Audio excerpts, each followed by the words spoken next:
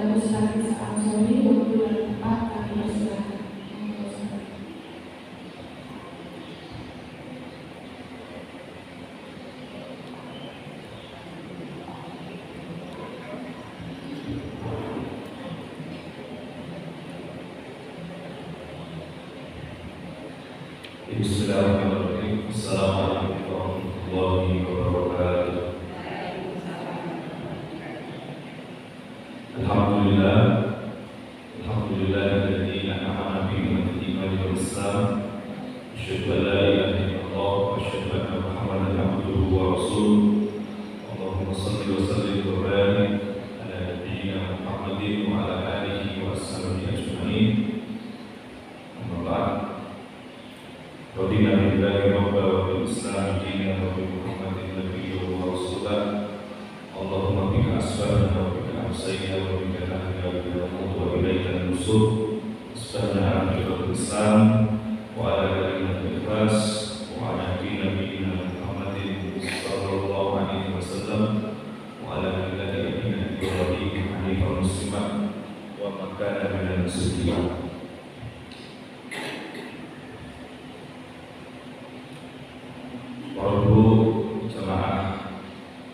Pengajian pimpinan cabang Indonesia dalam utara yang dibenarkan Allah Subhanahu wa Ta'ala. Alhamdulillah pada pagi hari ini Allah izinkan saya untuk bertemu dengan ibu sekalian di kajian kuliah subuh yang ada di Masjid Al-Ihsan dan rutin setiap hari Sabtu pagi. Semoga dengan keberkahan pagi kita bisa mendapatkan keberkahan yang lainnya. Dimudahkan segala urusan, dimudahkan dalam segala kebaikan. Karena keberkahan itu adalah ziyadatul khair, tambahnya kebaikan-kebaikan. Maka kalau orang itu diberkahi dengan waktu yang diberkahi, di tempat yang diberkahi, harapannya kita bisa mendapatkan kemudahan-kemudahan dan kebaikan-kebaikan dari Allah Subhanahu wa Ta'ala. Nah, ibu sekalian yang dirahmati Allah, untuk kajian pada pagi hari ini saya akan mengambil satu tema, buktikan cintamu kepada Rasulullah Sallallahu Alaihi Wasallam. Sebagaimana kita tahu bahwa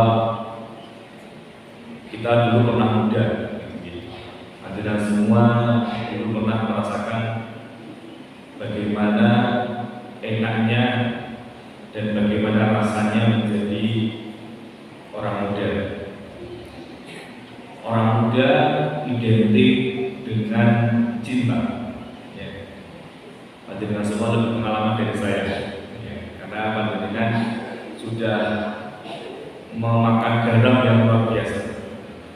Mungkin saking asinnya, ya. Saking banyaknya garam yang dimakan. Kalau saya kan makan garamnya belum lama. Saya ini masih umur 20 tahun. Ya, karena masih muda, teman.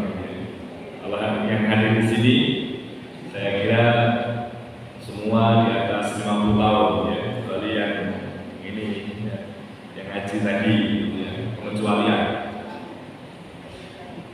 Bagaimana rasanya jatuh cinta? Luar biasa nih, ya, luar biasa. Ya. Kita merasakan jatuh cinta itu kayak surga atau dunia milik kita sendiri. Makanya ada istilah cinta itu buta, ya. Karena cinta itu membutakan yang logika, yang logis. Cinta itu membuat kita tidak bisa memandang yang baik dan yang buruk. Itulah bukti cinta. Nah, seandainya kita pernah merasakan cinta yang luar biasa di zaman muda, ya alhamdulillah cinta kita ya ada yang bertepuk sebelah tangan, ada yang jodohnya memang, ada yang bertepuk sebelah tangan, ya jangan khawatir memang bukan jodohnya, tapi yang kemudian jadi jodohnya yaitu berarti cinta yang mendalam, cinta yang terukir sangat luar biasa. Dan saya kira semua merasakan itu semua, dan sekarang tinggal menutup cintanya dengan cinta yang paripurna. Ya. Artinya cinta yang paripurna, cinta yang dikhususkan kepada pasangannya masing-masing, ya, sampai akhir hayat, kan gitu. Tinggal menutup cintanya dengan paripurna sampai ajal menjemput kita. Kemudian kalau kita bicara tentang cinta itu sekalian, maka saya teringat dengan satu ungkapan bahwa cinta itu membuat kita gila, ya, membuat kita gila. Artinya kadang-kadang kita senyum-senyum sendiri, kadang kita guyu-guyu dewe, gitu ya. Kadang-kadang kita seperti itu, namanya juga cinta. Dan ketika kita sedang tersengat cinta itu, maka pokoknya harus yang diinginkan oleh pasangan kita, yang dimaui oleh pasangan kita, kita ingin berikan yang terbaik. Itulah bukti cinta kita. Yang kemudian jadi suami kita itu, yang kemudian kita cintai, apapun yang dia perintahkan, apapun yang dia suruh, kita berusaha untuk mengiyakan dan melakukannya. Itu kan bukti cinta. Kan tidak mungkin ketika misalkan ada suami ingin apa terus ditolak, kan tidak mungkin. Berarti kan tidak ada cinta di situ. Artinya kalau seorang sudah jatuh cinta, maka dia akan berusaha melakukan sebaik mungkin di hadapan pasangannya. Dia akan mencari ridho dari pasangannya itu. Dia mencari kesukaan dari pasangan. Itu cinta kita kepada pasangan kita. Yang harusnya cinta kita kepada pasangan kita itu tidak lebih besar daripada cinta kita kepada Rasulullah SAW. Maka saya sampaikan, cinta kepada pasangan kita itu paripurna, harus 100%. Tetapi cinta kita kepada Nabi itu 100%, yang saya istilahkan dengan super paripurna. Jadi kalau cinta kita kepada pasangan kita adalah paripurna, ya, artinya kita harus maksimal. Tapi cinta kepada Nabi itu harus super paripurna, harus ada supernya. Tidak hanya paripurna saja, harus super paripurna. Kenapa? Karena cinta kita kepada Nabi inilah yang menyebabkan kita bisa bersama Nabi SAW. Cinta kita kepada beliau yang menyebabkan kita akan bersanding dan akan duduk bareng bersama beliau. Dan kita tahu beliau akan menempati surga yang tinggi. Makanya ada sebuah hadis yang luar biasa yang menjadi motivasi kita semua, menjadi spirit kita semua untuk mencintai Nabi lebih daripada siapa. Nabi pernah mengatakan al-mar'u ma'a man ahab. Orang itu akan bersama dengan orang yang dia cintai. Ini hadis ini luar biasa. Ini ada sebab berburu. Jadi ketika itu Rasulullah SAW sedang menjelaskan tentang kiamat, ya, kejadiannya seperti ini, seperti itu. Ternyata ada seorang badui. Orang badui itu kalau sekarang ini ya orang nggak berpendidikan saja, orang yang tidak berpendidikan. Ya Rasulullah, dari tadi panjenengan itu ngomongnya kiamat. Nah, terus kiamat itu kapan? Kiamat itu kapan? Maka Nabi tidak menjawab karena Nabi tidak ada ilmu di situ. Maka Nabi tak balik bertanya kepada orang Badui ini, wa madza a'dadta laha? Kamu tuh tanya terjadi kapan terjadi hari kiamat, dan sekarang yang kamu sudah persiapkan itu apa? Kemudian orang Badui tadi mengatakan, dia Rasulullah, wa ma'adat tulaha bikathratis shalat wala siyam. Saya menyiapkan hari kiamat, saya menyiapkan untuk bertemu dengan hari kiamat itu memang tidak banyak amalnya. Saya tidak persiapkan dengan banyak amal, kecuali sedikit saja. Saya tidak memperbanyak sholat saya tidak memperbanyak puasa saya, walakin uhibbu. Tetapi ya Rasulullah, aku ini cinta sama engkau ya Rasulullah. Aku sayang sama engkau ya Rasulullah. Jadi untuk persiapan menyongsong hari kiamat itu, saya memang tidak banyak amal ya Rasulullah. Tapi saya sangat cinta sama kamu ya Rasulullah. Kemudian Nabi mengatakan, al-mar'u ma'a man ahab. Orang itu akan bersama yang dicintai. Makanya kalau kita mencintai Rasulullah SAW, maka tidak boleh hanya paripurna, harus super paripurna. Sehingga kita nanti, jika Allah takdirkan, Allah izinkan, maka kita bisa bertemu dengan Rasulullah SAW. Dan alangkah bahagianya kita nanti kalau bertemu dengan Rasulullah SAW. Tidak ada pertemuan yang kita dambakan kecuali itu bertemu dengan Rasulullah SAW. Tidak ada makhluk yang ingin kita jumpa dengannya kecuali dia adalah baginda Rasulullah SAW. Makanya ketika kita ingin bertemu dengan Rasulullah, maka harus dibuktikan cinta kita. Cinta ini kita harus buktikan. Kalau kepada pasangan saja kita mati-matian, maka kepada Rasulullah juga harus lebih mati-matian. Harus lebih maksimal lagi cinta kita kepada Rasulullah SAW, agar kita bisa ditakdirkan oleh Allah untuk bersua dan berjumpa dengan Rasulullah SAW. Itu pertemuan yang sangat luar biasa nanti. Selain kita bisa melihat Allah, yang paling luar biasa adalah ketika kita berjumpa dengan Rasulullah SAW. Orang yang sangat memikirkan kita sebagai umat.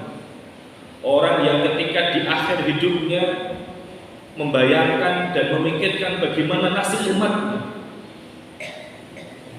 Orang yang nanti masuk surganya beliau mengakhirkan untuk masuk ke dalam surga, karena ingin menjemput umatnya dulu. Dan itulah Nabi Sallallahu Alaihi Wasallam yang selalu memegang umatnya dan umatnya. Kita ini yang seperti ini saja itu difikirkan oleh beliau. Makanya kita harus membuktikan cinta kita kepada Rasulullah SAW.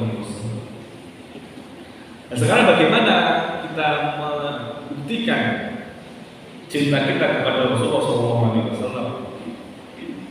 Paling tidak ada 3, biar orang kakean. Kalau itu ngiling-ngilingnya angel, gitu. 3. Kalau saya sebutkan 7, ada 7 sebenarnya. Kalau 7 kakean, 3 saja, biar gampang. Yang pertama adalah kita perbanyak sholawat kepada beliau Sallallahu Alaihi Wasallam. Jadi sholawat itu merupakan sebuah ajaran umat Islam.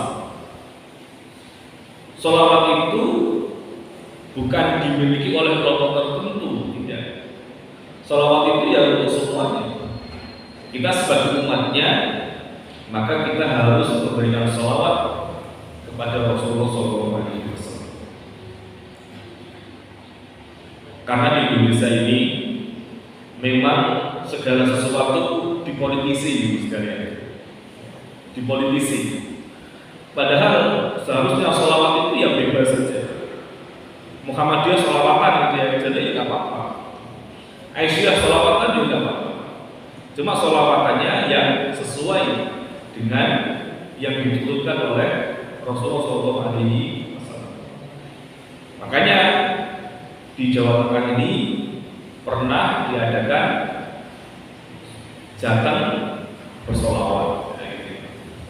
Kenapa? Karena memang seharusnya solawat itu tidak dimiliki oleh kelompok tertentu. Ya, kita semua berhak dan harus mempraktekkan itu, karena itu merupakan perintah Allah langsung yang mana Allah sebutkan di dalam surat Al-Ahzab. Allah berfirman, Innallaha wa malaikatahu yusholluna 'alan nabi ya ayyuhalladzina amanu. Kita sebagai umatnya yang beriman, shollu 'alaihi wa sallimu taslima. Bersolawatlah kepada Rasulullah dan berikanlah salam kepada Rasulullah sallallahu alaihi wasallam. Jadi sholawat itu adalah perintah Allah. Makanya walaupun kita tidak menggunakan sholawat nariyah, sholawat munjiat atau sholawat itu, ya yang penting kita sholawat saja.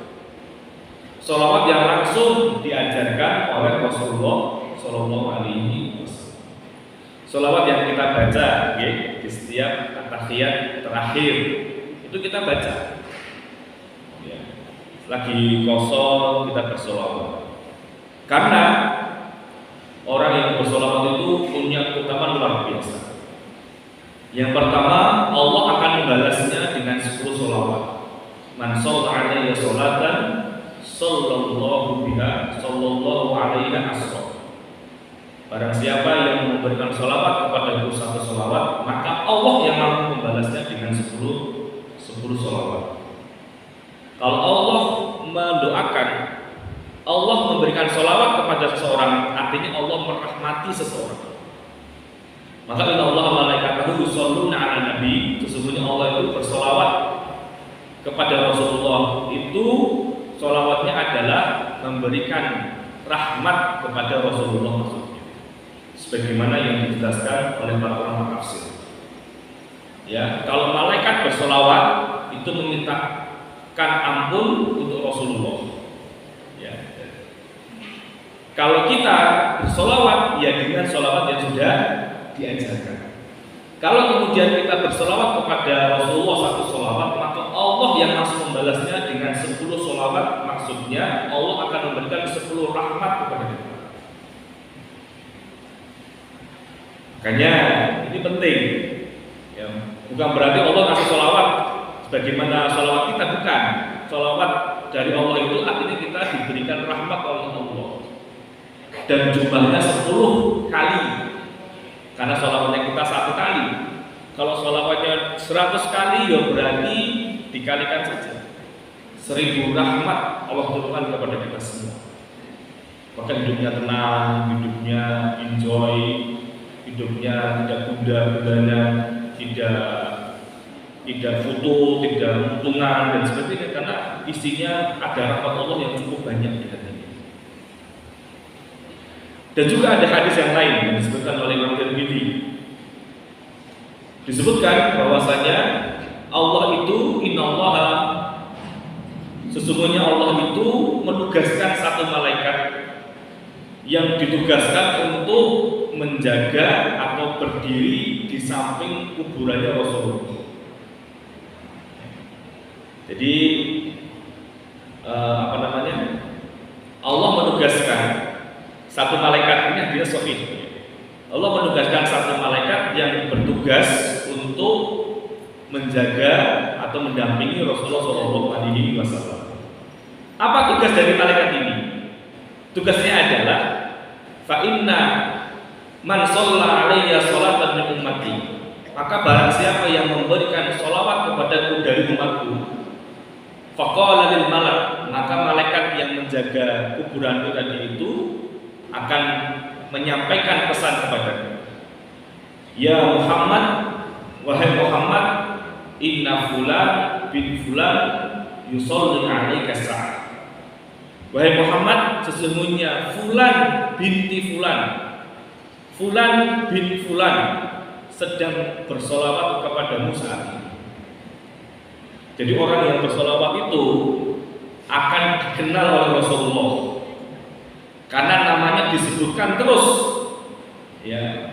Dan itu bagian dari perkara ghaibiyah, kita tidak tahu, tapi kita percaya karena ini dalilnya sahih dan hadis sahih merupakan hadis yang bisa kita ambil sebagai pegangan. Maka orang yang kemudian bersolawat kepada Rasulullah SAW itu akan dikenal oleh beliau. Kenapa? Karena selalu disampaikan ya Rasulullah, Isa bin ini sholawat kepada engkau ya Rasulullah Isa terus. Bukan hanya nama kita, tapi bapak kita juga disebutkan juga. Nama bapak kita juga dibawa-bawa. Binya itu juga dibawa. Binti siapa juga dibawa bapak kita. Makanya bapaknya sama anaknya itu dikenal sama Rasulullah. Sehingga ketika nanti bertemu dengan Rasulullah, maka Rasul sudah bisa mengenal orang-orang yang suka berselawat kepada beliau. Makanya selawat tidak ada dikotomi, tidak ada politisi. Ya selawat saja. Daripada kita ngerasani gitu ya, daripada kita nganggur untuk kita ini yang ngapa-ngapain, memperbanyak selawat kepada Rasulullah Sallallahu Alaihi Wasallam. Wassalamualaikum warahmatullahi wabarakatuh. Ya gitu selawat. Ya. Makanya selawat itu tidak perlu dengan acara panggung besar, perlu nggak duit. Ya, mending buat nyantuni orang yatim saja, orang yang membutuhkan. Nggak perlu dengan acara yang megah, nggak perlu juga. Yang penting kita selawat secara individual, nggak perlu bareng-bareng, sehingga itu menjadi amal rahasia kita dengan Allah Subhanahu Wa Taala, dengan Rasulullah SAW. Daripada dengan acara-acara seperti itu, yang mungkin yang baca cuma yang pakai mic tok, yang mau pakai mic gitu ya, yang lainnya ngopor rambut gitu ya. Tapi kalau ini kan perkara individual, saya mengasung kepada ibu sekalian, mari kita banyak berselawat. Ketika menunggu adzan isya di masjid, sampai berselawat. Ke tempat kerja, perjalanan berselawat. Karena setiap kita berselawat, nama kita akan dikenal, akan disebutkan di hadapan orang yang paling kita cintai di muka bumi, yaitu Rasulullah SAW. Jadi insya Allah selawat tidak ada dikotomi, tidak ada politis. Maka saya juga berkenan juga Muhammadiyah atau selawatan jari sopo ngawur gitu ya. Muhammadiyah selawatan, terus selawatannya rahasia. Justru itu tidak riak, justru tidak pamer, justru malah banyak selawatnya orang Muhammadiyah malah. Kalau di tengah selawat harus panggung dulu kan. Kalau kita selawat ya sudah di masjid selawat selesai. Jadi nggak usah panggung-panggung, nggak usah ada tempat-tempat khusus, nggak perlu. Nah, kita selawat secara mandiri saja, secara individu saja. Justru malah saya yakin Muhammadiyah lebih banyak selawat daripada panjenengan semua. Jadi kalau selawat kan harus ada acara-acara dulu kan. Katakan misalkan di malam Jumatnya dan sebagainya. Kita setiap saat. Maka kita lebih dikenal, insya Allah oleh Rasulullah SAW. Tapi dengan syarat, ya tetap bersolawat.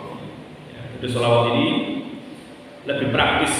Ya, kalau dengan ada event-event seperti itu kan ada biayanya. Jadi mungkin jadi kurang maksimal. Nah, kalau nggak kayak gitu, nggak sholawat kayak parah gitu. Ya, sholawat ya setiap saat.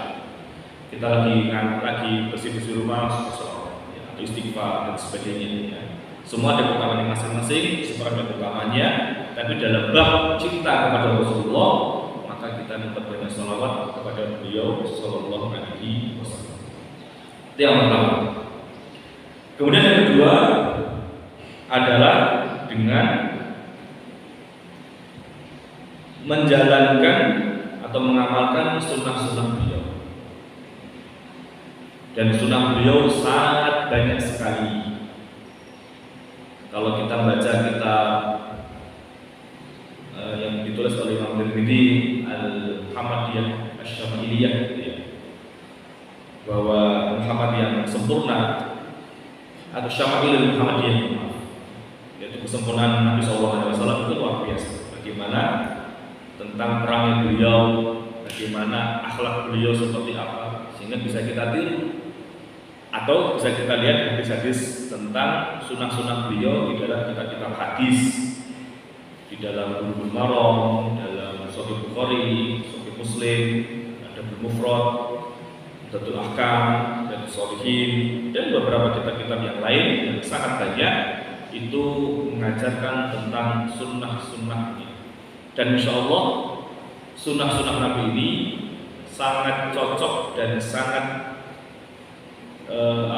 kalau dikaji itu sangat membantu baik jasmani kita atau rohani kita. Sunnah Nabi itu kalau dilihat secara baik itu secara medis atau secara ilmu yang lain, itu pasti akan sangat mendukung. Yang pada saat itu mungkin Nabi tidak bisa menjelaskan secara spesifik, secara detail seperti apa kasus yang terjadi pada saat itu misalkan ketika sunnah Nabi ketika ada minum kemudian ada lalat masuk gitu. Nah, kita diminta untuk dicelupkan semua. Saat itu ya hanya begitu saja. Dijelaskan kalau di salah satu sayapnya ada virus dan satunya penawarnya. Nah, kemudian digali oleh para ahli, oleh kajian-kajian ilmu pengetahuan. Oh, ternyata kalau nggak seperti itu virusnya sangat berbahaya, akan menyebabkan orang jadi sakit perut, jadi lambungnya bermasalah, jadi perutnya mulus-mulus, ya, jadi mencret dan sebagainya. Makanya itu kajian yang luar biasa. Dulu Nabi nggak bisa menjelaskan karena memang keterbatasan alat saat itu. Kalau sekarang bisa dijelaskan dampaknya seperti apa, virus yang ada seperti apa dan sebagainya bisa kita baca dan bisa kita analisa dari aspek ilmu pengetahuan. Makanya sunnah Nabi itu tidak ada yang mencelakakan manusia, semuanya baik, semuanya soleh, semuanya membawa maslahat untuk kita semuanya. Makanya kalau terkait dengan sunnah ini, dengan sunnah-sunnah Nabi SAW, itu kalau kita tidak setuju, catat ya, jangan mengolok-olok sunnah Nabi. Kalau seandainya kita tidak setuju dengan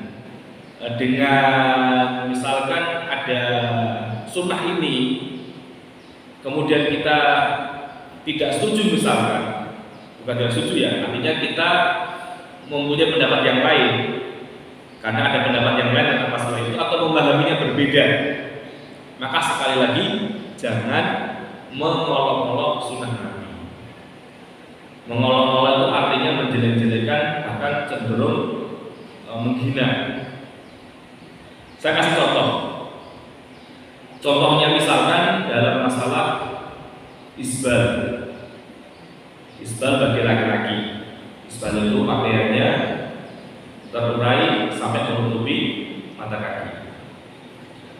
Dalam kajian hadis tentang masalah ini, ya, kalau dalam perspektif kaji itu diambil dari semua hadis-hadis yang ada, dikumpulkan, dianalisa dengan baik dengan pendekatan bayani burhani irfani, sehingga kesimpulannya untuk isbal selagi tidak sombong tidak masalah. Itu keputusan akhirnya. Saya tidak bicara bagaimana cara mengadunya, gitu ya. Cara mengolahnya, karena itu pembahasan tersendiri. Tapi kesimpulannya bahwa isbal tanpa kesombongan itu tidak ada masalah. Karena pendekatan kaji, pendekatan asbabul wurud, dan juga pendekatan adat kebiasaan di masyarakat.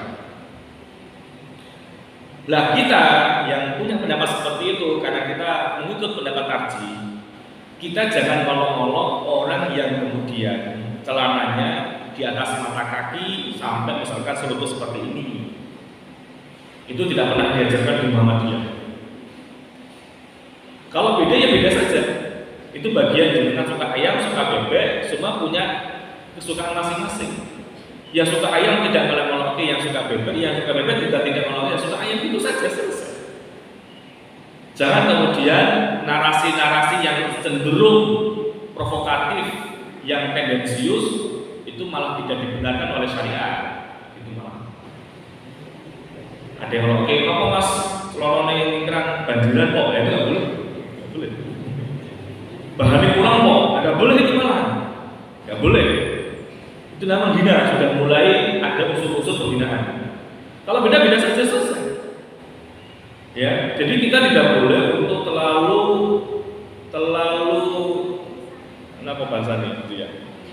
Terlalu diskriminatif ya kepada orang-orang yang berbeda sama kita. Semua punya dasarnya, semua punya dalilnya. Tajwid mengambilnya dengan berbagai pendekatan, sehingga ada kesimpulan seperti itu.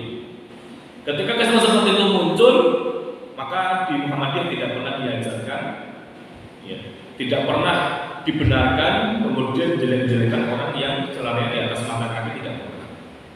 Itu pendapat kamu, pendapat kita seperti selesai.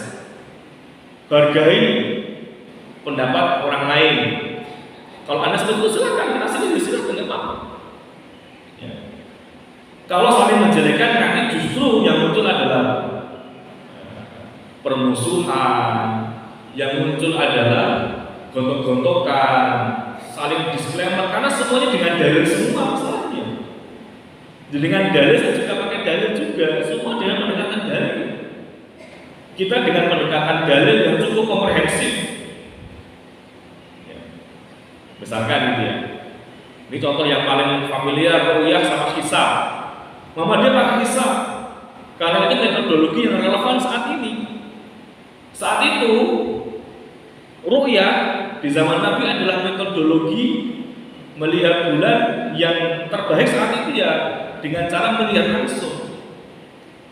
Apalagi beliau di padang pasir yang tempatnya luas, bisa melihat dengan mata telanjang. Kalau sekarang kan banyak gedung-gedung misalnya, agak susah.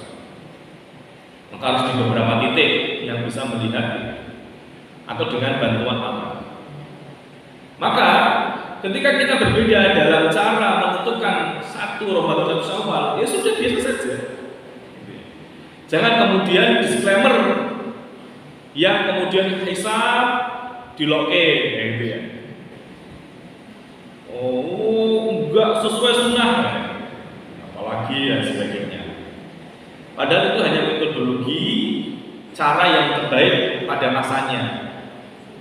Toh para ulama ada ya yang membenarkan hisab. Dan dalam Muhammadiyah sudah itu pakemnya itu, ketentuannya ini karena memang ini yang paling maslahat. Kalau dengan hisab, maka semua bisa ditentukan, maka bisa diakomodir semua, persatuan bisa diakomodir, pembiayaan juga bisa dipangkas, gitu ya, dengan adanya hisab itu, misalkan. Dibanding dengan kalau kita memakai ru'yah yang akhirnya ini lihat, ini nggak lihat, akhirnya jadi banyak perspektif. Jadi lebih maslahat sebenarnya. Ditambah dengan teknologi zaman sekarang yang sudah luar biasa canggih, ya sudah bisa menentukan. Dan kita hisab konsisten, konsisten.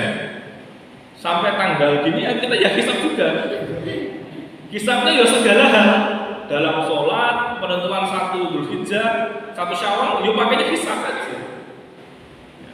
Kalau memang benar ru'yah, harusnya ru'yah setiap bulan. Kalau mau ru'yah, karena biar konsisten. Kalau ru'yah cuma di bulan Ramadan sama Syawal. Ya, kemudian di sholat pakainya hisab, bukan pakai ru'yah gitu ya. Harusnya kalau mau konsisten ya kita hisab semua.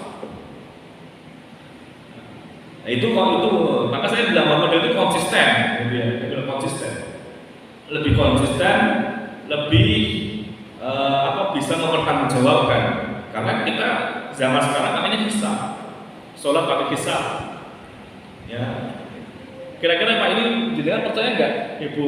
Jam ini menunjukkan waktu memulainya sholat zuhur, percaya nggak?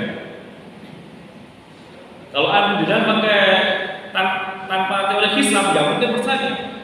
Titik taruh titik terserah, kaki baik, paten baik, ya, misalnya gitu ya. Nggak perlu pakai kayak gini juga, ya. Pakai cara-cara lama misalnya. Nah itu kan bagian dari konsistensi. Lah Muhammadiyah konsisten dalam masalah itu. Kisah konsisten. Bahkan dalam penentuan Ramadan, Syawal juga dengan hisab. Ya. Itu saja sudah. Ya. Kita bicara argumentasi yang objektif tanpa ada diskriminasi. Kalau kemudian ada diskriminasi, ada narasi-narasi yang memojokkan, yang menghina, itu nggak boleh di sini. Kita sesuai, karena saya bilang konsisten itu bagian dari Muhammadiyah. Ya, amalnya konsisten. Al-Ma'un gerakan dari awal sampai sekarang luar biasa. Ya, gerakan Al-Asr juga luar biasa, konsisten. Maka dalam penentuan tanggal pun juga konsisten. Hisab semua. Ini namanya konsistensi itu penting. Ya. Dan yang lain banyak sekali. Karena mirip sekali ibu sekalian. Ada seorang tokoh besar yang menjelekkan sunnah Nabi yang menurut saya sangat menghina sekali. Dan itu miris. Yang ngomong adalah profesor, bukan S1 atau urusan SMA, tapi profesor dalam akademi tertinggi. Orang yang ilmu jenggot itu, ya itu orangnya bodoh semua. Pernah dengar dulu ya, ngomong seperti itu ya. Orang yang jenggotnya panjang itu sarafnya ketarik sehingga mukanya dangkal. Itu menghina, itu nggak boleh. Ya, nggak boleh. Sunnah Nabi itu berjenggot. Hasyim Asy'ari juga berjenggot. Kejaman Dahlan juga berjenggot juga. Ya. Kok kemudian diklaim seperti itu? Nah, itu menghina. Perkara Anda nggak jenggotan, ya terserah Anda. Ya. Nggak apa-apa mau masyarakat, tapi jangan menghina, nggak boleh. Ya. Maka dalam konteks untuk menjaga sunnahnya, ya sudah jalankan yang kita ketahui, yang bisa kita lakukan, selesai. Ada perbedaan bukan untuk mendiskriminasi mereka. Itu selalu lumrah itu. Ada sekali perbedaan-perbedaan yang ada. Apalagi kita ada mazhab yang satu ini dan sebagainya. Artinya semua saling mengisi saja. Tidak saling menjatuhkan, tidak saling merendahkan. Itu yang paling penting, spirit untuk mendamaikan, spirit untuk persatuan.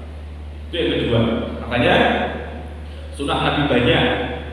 Sunnah Nabi tidak bisa diklaim oleh kelompok-kelompok yang katanya sunnah, nggak bisa. Muhammadiyah katanya nggak sunnah, dari sopo. Wah ini kacau sekali ya. Jadi sunnah sekarang ini sudah dipolitisir, sudah diklaim di kelompok tertentu ya. Kami ini adalah kelompok yang sunnah gitu ya. Pengajian sunnah. Ada pengajian Muhammadiyah, pengajian Asia. Di satu sisi ada pengajian sunnah, berarti pengajian lain nggak sunnah. Jadi pengajian sunnah itu berarti yang lain nggak sunnah gitu ya. Itu namanya membuat kotak-kotak. Akhirnya diklaim pengajian Muhammadiyah orang sunnah. Padahal disampaikan ada Al-Quran, disampaikan dalil, hadis juga yang kita kaji dari kitab-kitab para ulama. Kira nggak sunnah? Karena sunnah dipolitisi soalnya. Sunnah yang kita semua Muhammadiyah jelas, ya ada-adanya jelas, ya sangat, ya pijakannya jelas, Al-Quran dan hadis sahihah atau makbulah itu jelas. Sehingga kita ngaji Aisyah, ngaji Muhammadiyah, baik itu di tingkat daerah, cabang atau ini semuanya sunnah semua. Kenapa? Karena kita menghidupkan sunnah Nabi SAW, karena kita cinta kepada Nabi SAW. Makanya dinamakan Muhammadiyah. Karena saking cintanya kita kepada Rasulullah SAW, langsung spesifik kita ini Muhammadiyah, spesifik pengikut Nabi Muhammad karena kita cinta kepada beliau. Makanya ya, pengajian Muhammadiyah sunnah ya, pengajian sunnah Muhammadiyah ya. Kayak gitu nanti juga boleh gitu ya. Walaupun sebenarnya pengajian Muhammadiyah itu sudah cukup dari Rasulullah, pengajian Muhammadiyah itu sunnah semua. Silahkan keliling di masjid-masjid Muhammadiyah Kota Pekalongan. Pengajiannya apa yang dibahas? Kita alisan pengajiannya, saya bahas kita Bulughul Maram. Kita Kemudian ada Ustaz Muhandis juga, kitab juga sama. Yang dikaji adalah kitab-kitab. Ya. Memang yang dikaji stand-up komedi, gitu ya. Makanya sunnah itu jangan dipolitisi. Sunnah itu milik semuanya. Begitu juga sholat juga milik semuanya. Ya. Tidak ada yang namanya dipotong seperti itu. Insya Allah Muhammadiyah sangat konsisten dalam menjalankan pernikahan sunnah Nabi Sallallahu Alaihi Wasallam. Kemudian yang ketiga adalah yang terakhir adalah meninggalkan bid'ah. Ini termasuk warisan dari Allahyarham Kiai Ahmad Dahlan tentang masalah ini. Beliau langsung mempraktekkannya di tengah masyarakat yang mungkin gak senang sama beliau karena beliau berpegang teguh bahwa ini bid'ah sehingga tidak diamalkan oleh beliau. Dan Nabi juga menekankan itu, jangan sekali-kali kita mengada-ngada dalam masalah agama ini. Dan beliau, Allahyarham, yang bisa kita lihat potretnya seperti apa, beliau sangat real bagaimana menjalankan, bagaimana melaksanakan sunnah Nabi dengan meninggalkan bid'ah-bid'ah yang ada. Ada diskusi berat, apakah Kiai Ahmad Dahlan Allahyarham itu beliau bermadzhab Syafi'i atau tidak, itu kajiannya luar biasa. Kalau kita membahas pemikiran beliau sangat luar biasa, sangat banyak argumentasinya. Tapi saya ini nggak jawabannya. Apakah beliau Syafi'i atau tidak? Maka saya sampaikan, katakan kalau Kiai Ahmad Dahlan, katakan beliau adalah Syafi'i karena gurunya adalah sesuai darah madzhab Syafi'i juga. Maka saya sampaikan bahwa beliau walaupun ikut dalam kebiasaan Syafi'i, tapi beliau meninggalkan yang tidak ada tuntunannya dari Nabi Sallallahu Alaihi Wasallam. Itu yang penting. Itu yang penting di sini.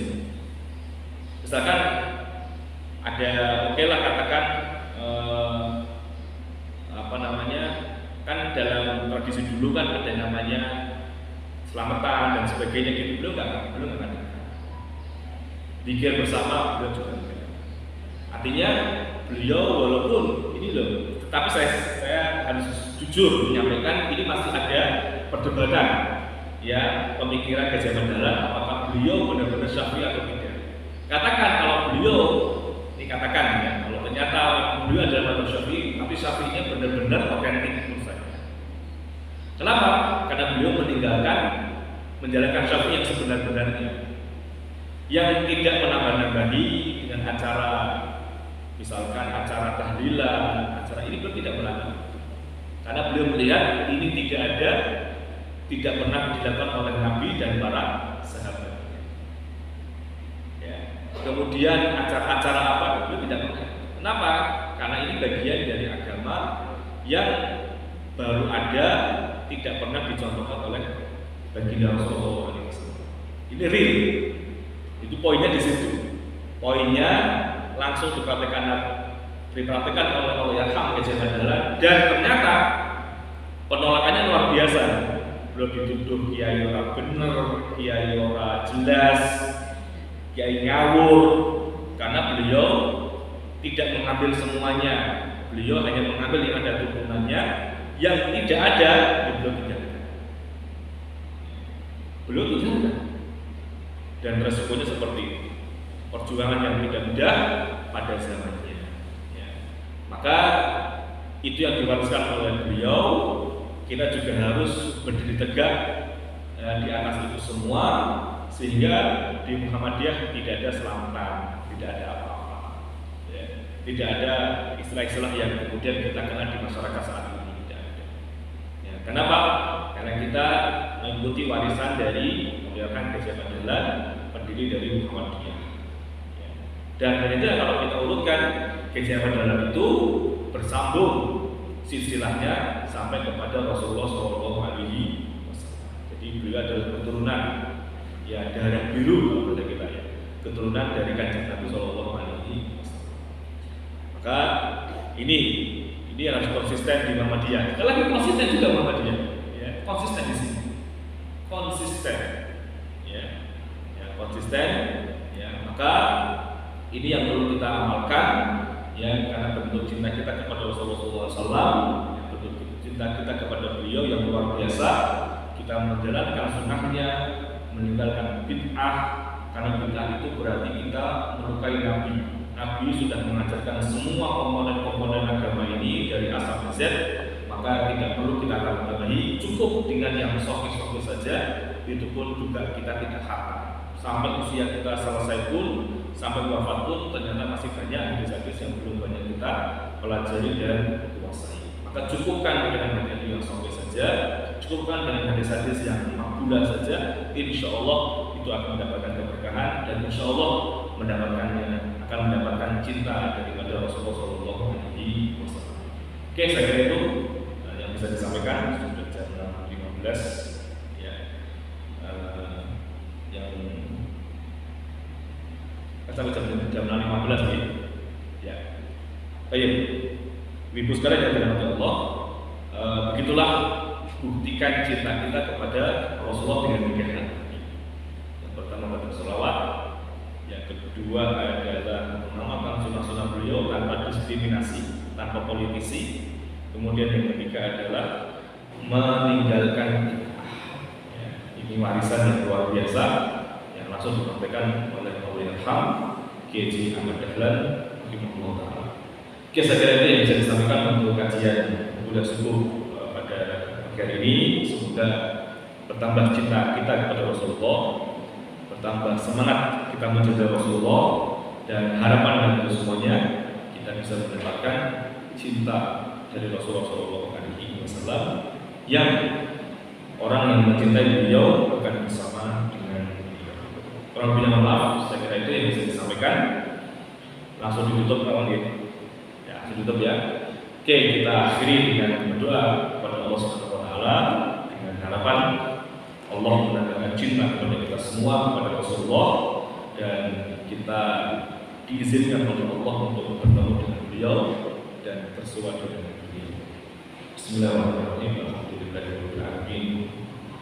Hamdan hamdan syakirin, hamdan katsiran wa kafiran masidan. Rabbana lakal hamdu bi jalali wa sultan. Allahumma shalli wa sallim wa barik ala nabiyyina Muhammadin wa ala alihi wa sahbihi ajma'in. Allahumma salli ala Muhammad wal mu'minina wal mu'minat al-ahya'i minhum wal amwat innaka sami'un qaribun mujibud da'wat wa yaqdi al-hajat.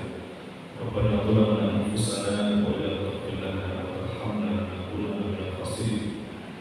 Allahumma la tad'a fi maqamina hadan illa ghafarta wa la dayna illa qadayta wa la hamma illa farajta wa la marida illa shafaita wa la 'aiban illa satarta ولا حاجة من الدنيا إلا قضيتها برحمتك يا أرحم الراحمين.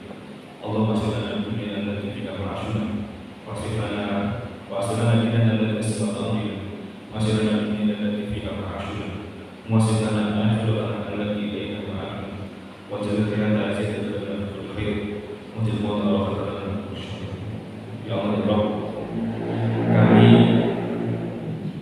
sebagai umatnya Nabi Sallallahu Alaihi Wasallam berharap agar kami bisa bertemu dengan beliau, berharap kami bisa bertemu dengan beliau, dengan membuktikan cinta kita kepada beliau, dengan menjalankan sunnah-sunnahnya, dengan meninggalkan perkara-perkara, dengan memperbanyak salawat kepada beliau.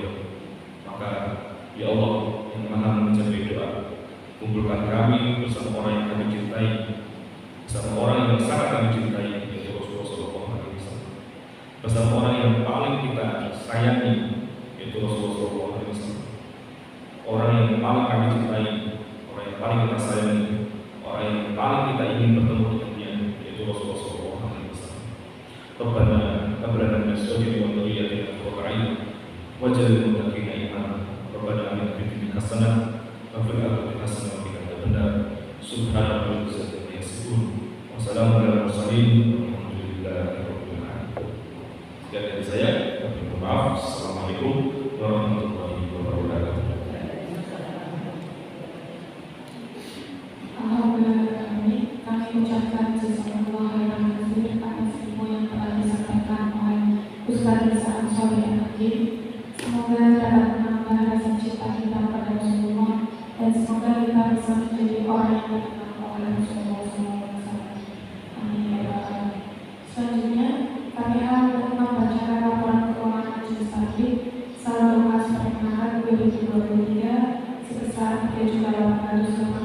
345.000, perolehan infak Sabtu kemarin adalah 345.000, pengeluaran yang sebesar 270.000, serta sisa saldo sebesar 3.963.000. Marilah acara pengajian pagi hari ini kita duduk bersama-sama dengan membaca doa kafaratul majelis. Subhanallah